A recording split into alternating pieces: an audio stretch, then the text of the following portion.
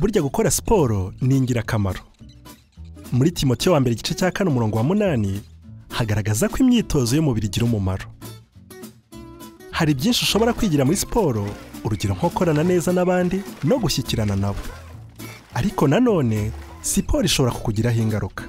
Ibyo biterwa na siporo ukora, uko uyikora, n'igihe umara uyikora. N'icyo ukunda gukina? Muri Zaburi ya 11 umurongo wa 5 havuga ko Imana yanga umuntu wese ukunda urugomo. Kandi hari siporo zirangwamo urugomo. Ubwo rero ujye wibaza uti, ese ubwo ni byiza kwishimisha ureba abandi bakubitwa? None se ukora siporo ute?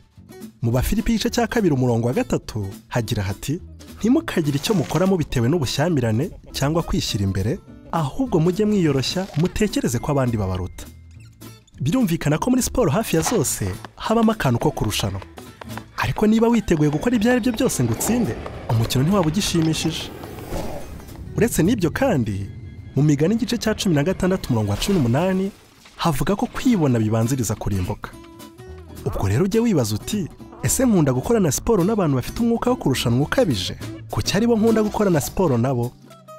Noneho tekereza kujya umara ukora siporo cyangwa uyireba.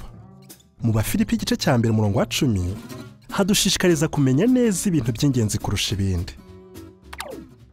Iyo ni inama nziza, kubera ko gukunda siporo cyane ari nko gushyira mu biryo umunyu mwinshi.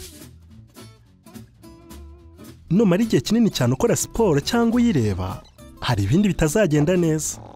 Ibyo ni nk'imishyikirano yo mu muryango, amasomo no gukorera Imana. Ubwo rero siporo siyo wagombye gushyira imbere mu buzima bwawe, ahubwo ugifata nk'igihembo cyo kuba warangije ibyo wagombaga gukora. Ubwo nibwo uzishimira siporo kandi wirinde ibibazo.